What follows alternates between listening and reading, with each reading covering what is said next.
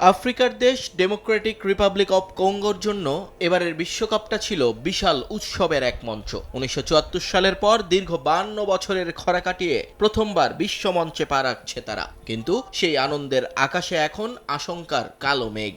মাঠের প্রতিপক্ষের মুখোমুখি হওয়ার আগেই আফ্রিকান এই দলটির লড়াই শুরু হয়ে গেছে অদৃশ্য এক ভাইরাসের বিরুদ্ধে।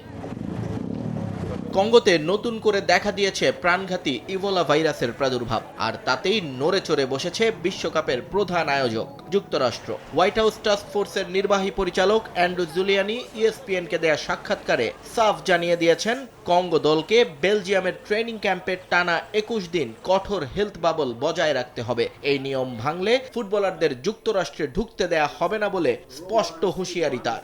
আমেরিকার জনগণের পাশাপাশি টুর্নামেন্টে অংশ নেয়া বাকি দলগুলোর নিরাপত্তা নিশ্চিত করতেই এই কঠোর পদক্ষেপ নেওয়া হবে বলে জানিয়েছে হোয়াইট হাউস।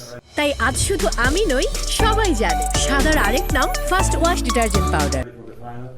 তবে পরাশক্তি আমেরিকার এমন প্রচ্ছন্ন হুমকিতে মচকায়নি কঙ্গো। ফুটবল ফেডারেশনের এক মুখপাত্র স্পষ্ট করেছেন, বিশ্বকাপের প্রস্তুতি সূচিতে কোনো পরিবর্তন আনছেন না তারা। আগামী ৩ জুন বেলজিয়ামের ডেনমার্ক এবং ৯ জুন স্পেনের চিলির বিপক্ষে পূর্ব নির্ধারিত ম্যাচগুলো খেলবে আফ্রিকার দেশটি। কঙ্গো শিবিরের দাবি, তাদের মূল স্কোয়াডের সব খেলোয়াড় এবং কোচ সেবাস্তিয়ান দেসাব্রে দীর্ঘদিন ধরে ইউরোপের বিভিন্ন ক্লাবে খেলছেন, ফলে তাদের সংক্রমিত হওয়ার কোনো সুযোগ নেই। মাত্র কয়েকজন কর্মকর্তা সম্প্রতি কঙ্গো থেকে বিশ্বকাপ ক্যাম্পে যোগ দিয়েছেন।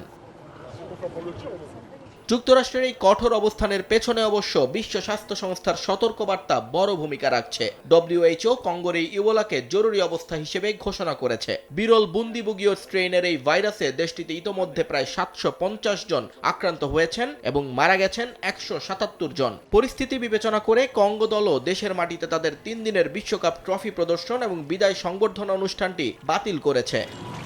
বিশ্বকাপের গ্রুপ কে-তে থাকা কঙ্গোর আগামী ১৭ জুন টেক্সাসের হিউস্টনে ক্রিস্টিয়ানো রোনালদোর পর্তুগালের বিপক্ষে ম্যাচ দিয়ে বিশ্বকাপ মিশন শুরুর কথা রয়েছে। গ্রুপে তাদের বাকি দুই প্রতিপক্ষ কলম্বিয়া এবং উজবেকিস্তান।